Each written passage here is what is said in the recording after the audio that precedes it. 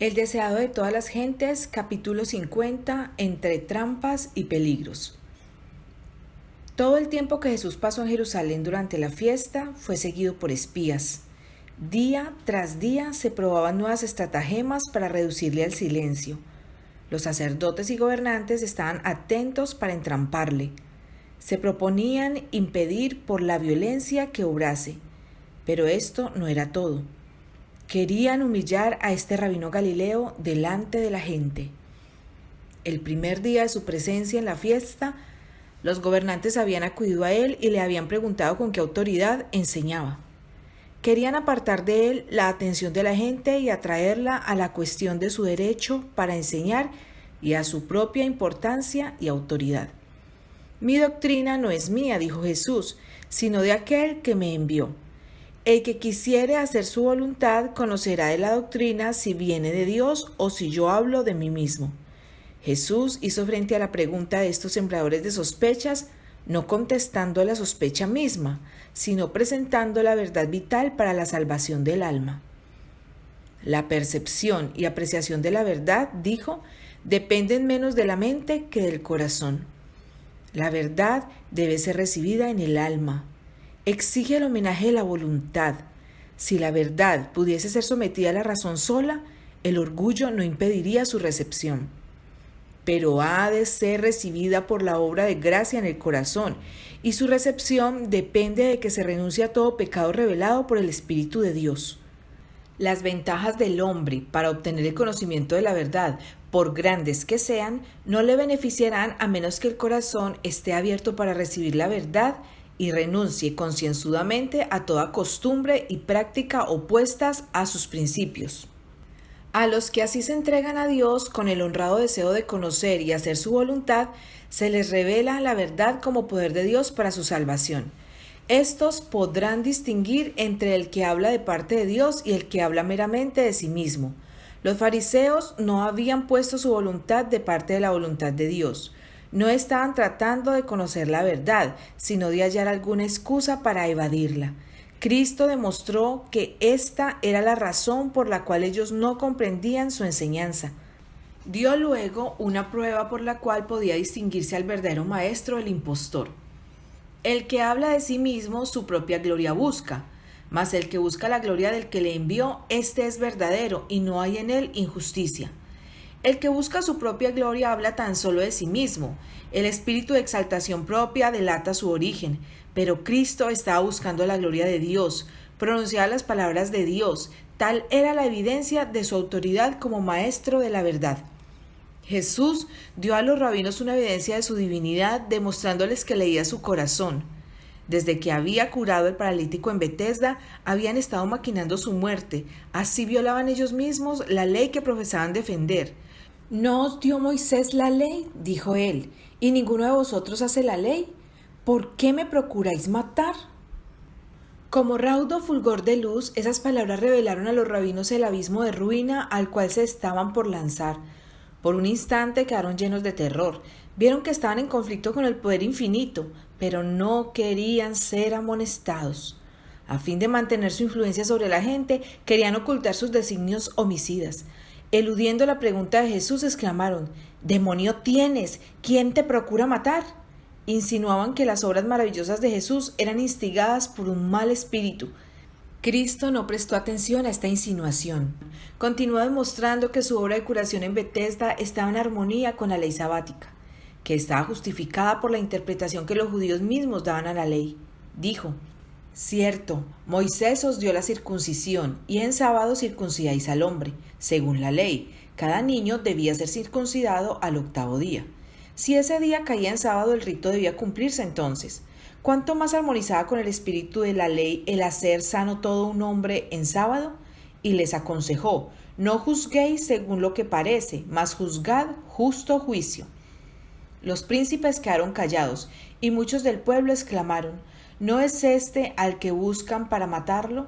Y aquí habla públicamente, y no le dicen nada. ¿Sí habrán entendido verdaderamente los príncipes que este es el Cristo?». Muchos de los que escuchaban a Cristo moraban en Jerusalén, y aun conociendo las maquinaciones de los príncipes contra él, se sentían atraídos hacia él por un poder irresistible. Se iban convenciendo de que era el Hijo de Dios. Pero Satanás estaba listo para sugerirles dudas, y a ellos se prestaban sus ideas erróneas acerca del Mesías y de su venida. Se creía generalmente que Cristo iba a nacer en Belén, pero que después de un tiempo desaparecería y que en su segunda aparición nadie sabría de dónde venía.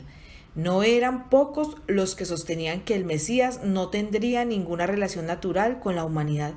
Y debido a que el concepto popular de la gloria del Mesías no se cumplía en Jesús de Nazaret, muchos prestaron atención a la sugestión, mas sabemos de dónde es, y cuando viniera el Cristo nadie sabrá de dónde sea. Mientras que estaban así vacilando entre la duda y la fe, Jesús descubrió sus pensamientos y los contestó diciendo: A mí me conocéis y sabéis de dónde soy, y no he venido de mí mismo, mas el que me envió es verdadero, al cual vosotros no conocéis. Aseveraban saber lo que debía ser el origen de Cristo, pero lo ignoraban completamente. Si hubiesen vivido de acuerdo con la voluntad de Dios, habrían conocido a su Hijo cuando se les manifestó. Los oyentes no podían comprender las palabras de Cristo. Eran claramente una repetición del aserto que él había hecho en presencia del Sanedrín muchos meses antes, cuando se declaró Hijo de Dios. Y así como los gobernantes trataron entonces de hacerlo morir, también en esta ocasión trataron de apoderarse de él, pero fueron impedidos por un poder invisible que puso término a su ira, diciéndoles: Hasta aquí vendrás y no pasarás adelante. Entre el pueblo muchos creían en él y decían: El Cristo, cuando viniere, hará más señales que las que éste hace. Los dirigentes de los fariseos, que estaban considerando ansiosamente el curso de los acontecimientos, notaron las expresiones de simpatía entre la muchedumbre. Apresurándose a dirigirse a los sumos sacerdotes, les presentaron sus planes de arrestarle. Convinieron, sin embargo, en tomarle cuando estuviese solo, porque no se atrevían a prenderlo en presencia del pueblo. Otra vez demostró Jesús que leía sus propósitos. Aún un poco de tiempo estaré con vosotros, dijo él, e iré al que me envió. Me buscaréis y no me hallaréis, y donde yo estaré, vosotros no podréis venir. Pronto hallaría un refugio fuera del alcance de su desprecio y odio. Ascendería al Padre para ser de nuevo adorado por los ángeles, y nunca podrían sus homicidas llegar allí. Con desprecio dijeron los rabinos: ¿A dónde se ha de ir este que no le hallemos? ¿Se ha de ir a los esparcidos entre los griegos y a enseñar a los griegos? Poco sospechaban estos caviladores que en sus palabras despectivas describían la misión de Cristo. Durante todo el día había extendido sus manos hacia un pueblo desobediente y contradictor, y sin embargo pronto sería hallado de aquellos que no le buscaron, y entre un pueblo que no había invocado su nombre sería hecho manifiesto. Muchos que estaban convencidos de que Jesús era el Hijo de Dios fueron extraviados por el falso raciocinio de los sacerdotes y rabinos. Estos maestros habían repetido con gran efecto las profecías concernientes al Mesías, que reinaría en el monte de Sión y en Jerusalén y delante de sus ancianos. Sería glorioso, que dominaría de mar a mar y desde el río hasta los cabos de la tierra. Luego habían hecho comparaciones despectivas entre la gloria allí escrita y la humilde apariencia de Jesús. Pervertían las mismas palabras de la profecía para sancionar el error.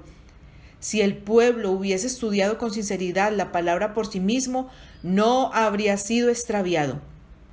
El capítulo 61 de Isaías testifica que Cristo había de hacer la misma obra que hacía.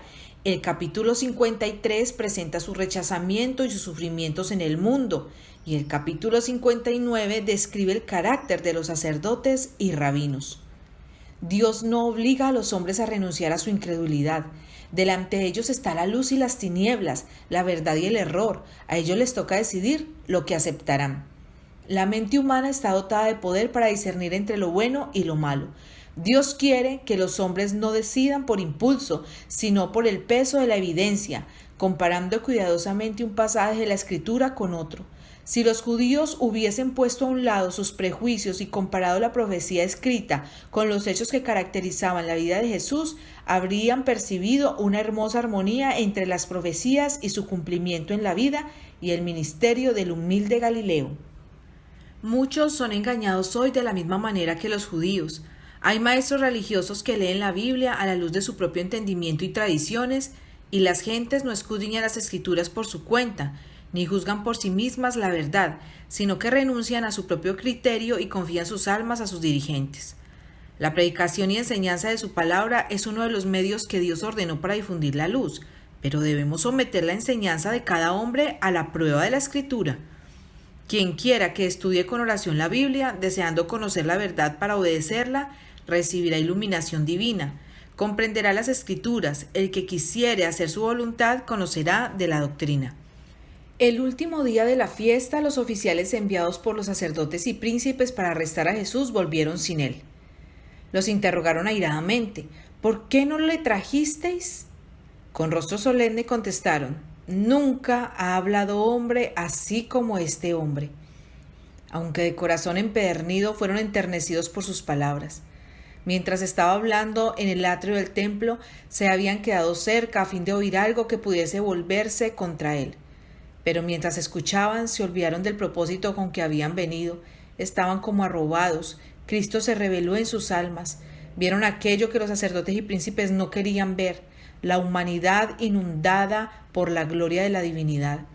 Volvieron tan llenos de este pensamiento, tan impresionados por sus palabras, que a la pregunta ¿por qué no le trajisteis?, pudieron tan solo responder: nunca ha hablado hombre así como este hombre. Los sacerdotes y príncipes, al llegar por primera vez a la presencia de Cristo, habían sentido la misma convicción. Su corazón se había conmovido profundamente, se había grabado en ellos el pensamiento: nunca ha hablado hombre así como este hombre, pero habían ahogado la convicción del Espíritu Santo. Ahora, enfurecidos porque aún los instrumentos de la ley sentían la influencia del odiado Galileo, clamaron: ¿estáis también vosotros engañados? ¿Ha creído en él alguno de los príncipes o de los fariseos? Mas estos comunales que no saben la ley, malditos son. Aquellos a quienes se anuncia el mensaje de verdad rara vez preguntan: ¿es verdad? Si no, ¿quién lo propaga? Las multitudes lo estiman por el número de los que lo aceptan. Y se vuelve a hacer la pregunta: ¿ha creído en él alguno de los hombres instruidos o de los dirigentes de la religión? Los hombres no están hoy más en favor de la verdadera piedad que en los días de Cristo. Siguen buscando intensamente el beneficio terrenal, con descuido de las riquezas eternas, y no es un argumento contra la verdad el hecho de que muchos no estén dispuestos a aceptarla, o de que no sea recibida por los grandes de este mundo, ni siquiera por los dirigentes religiosos. Otra vez los sacerdotes y príncipes procedieron a hacer planes para arrestar a Jesús. Insistían en que si se le dejase en libertad, apartaría al pueblo de los dirigentes establecidos, y que la única conducta segura consistía en acallarle sin dilación. En el apogeo de su disensión, fueron estorbados repentinamente. Nicodemo preguntó: ¿juzga nuestra ley a hombre si primero no oyere de él y entendiere lo que ha hecho? El silencio cayó sobre la asamblea. Las palabras de Nicodemo penetraron en las conciencias. No podían condenar a un hombre sin haberlo oído. No solo por esta razón permanecieron silenciosos los altaneros gobernantes. Mirando fijamente a aquel que se atrevía a hablar en favor de la justicia, quedaron asombrados y enfadados de que uno de entre ellos mismos hubiese sido tan impresionado por el carácter de Jesús que pronunciara una palabra en su defensa. Reponiéndose de su asombro, se dirigieron a Nicodemo con mordaz sarcasmo: ¿eres tú también Galileo? Escudriña y ve que de Galilea nunca se levantó profeta. Sin embargo, la protesta detuvo el procedimiento del consejo. Los gobernantes no pudieron llevar a cabo su propósito de condenar a Jesús sin oírle. Derrotados por el momento, fuese cada uno a su casa y Jesús se fue al monte de las Olivas. Jesús se apartó de la excitación y confusión de la ciudad, de las ávidas muchedumbres y de los traicioneros rabinos para ir a la tranquilidad de los huertos de olivos, donde podía estar solo con Dios. Pero temprano por la mañana volvió al templo y al ser rodeado por la gente se sentó y les enseñó. Pronto fue interrumpido. Un grupo de fariseos y escribas se acercó a él arrastrando a una mujer aterrorizada, a quien con voces duras y ávidas acusaron de haber violado el 7º mandamiento. Habiéndola empujado hasta la presencia de Jesús, le dijeron, con hipócrita manifestación de respeto: en la ley de Moisés nos mandó apedrear a las tales. ¿Tú, pues, qué dices? La reverencia que ellos manifestaban ocultaba una profunda maquinación para arruinar a Jesús. Querían valerse de esta oportunidad para asegurar su condena, pensando que cualquiera que fuera la decisión hecha por él hallarían ocasión para acusarle. Si indultaba a la mujer, se le acusaría de despreciar la ley de Moisés. Si la declaraba digna de muerte, se le podría acusar ante los romanos de asumir una autoridad que les pertenecía solo a ellos. Jesús miró un momento la escena, la temblorosa víctima avergonzada, los dignatarios de rostro duro, sin rastros de compasión humana. Su espíritu de pureza inmaculada sentía repugnancia por este espectáculo. Bien sabía él con qué propósito se le había traído este caso. Leía el corazón y conocía el carácter y la vida de cada uno de los que estaban en su presencia. Aquellos hombres que se daban por guardianes de la justicia habían inducido ellos mismos a su víctima al pecado, a fin de poder entrampar a Jesús. No dando señal de haber oído la pregunta, se agachó y fijó los ojos en el suelo. Empezó a escribir en el polvo. Impacientes por su dilación y su aparente indiferencia, los acusadores se acercaron para imponer el asunto a su atención. Pero cuando sus ojos, siguiendo los de Jesús, cayeron sobre el pavimento a sus pies, cambió la expresión de su rostro. Allí, trazados delante de ellos, estaban los secretos culpables de su propia vida. El pueblo que miraba vio el cambio repentino de expresión y se adelantó para descubrir lo que ellos estaban mirando con tanto asombro y vergüenza. Al par que profesaban reverencia por la ley, los rabinos al presentar la acusación contra la mujer estaban violando lo que la ley establecía. Era el deber del esposo iniciar la acción contra ella, y las partes culpables debían ser castigadas por igual. La acción de los acusadores no tenía ninguna autorización. Jesús, por lo tanto, les hizo frente en su propio terreno. La ley especificaba que al castigar por apedreamiento, los testigos del caso debían arrojar la primera piedra.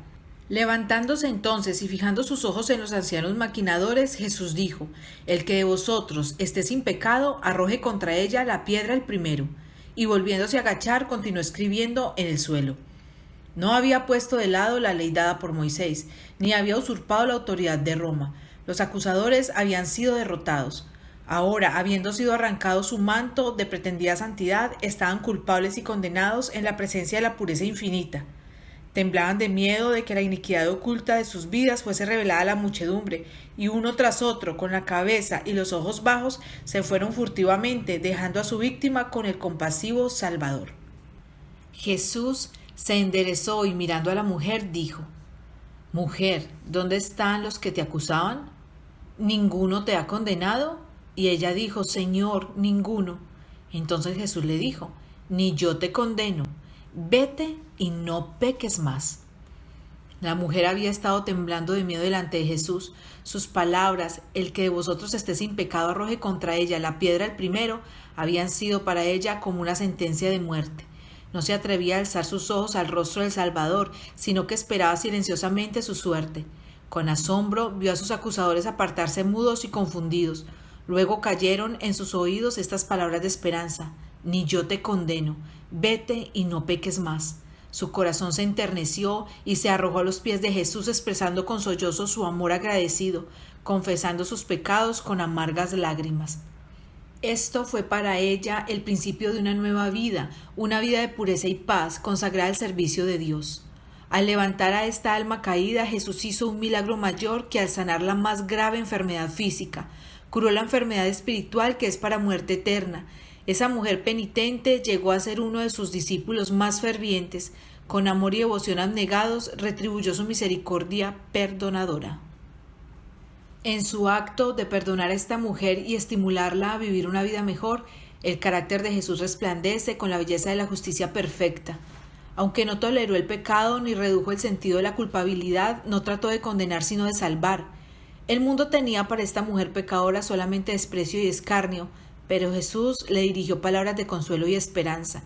El ser sin pecado se compadece de las debilidades de la pecadora y le tiende una mano ayudadora. Mientras los fariseos hipócritas la denuncian, Jesús le ordena: «Vete y no peques más». No es seguidor de Cristo el que, desviando la mirada, se aparta de los que yerran, dejándolos proseguir sin estorbo su camino descendente. Los que se adelantan para acusar a otros y son celosos en llevarlos a la justicia son con frecuencia en su propia vida más culpables que ellos. Los hombres aborrecen al pecador mientras aman el pecado. Cristo aborrece el pecado, pero ama al pecador. Tal ha de ser el espíritu de todos los que le sigan.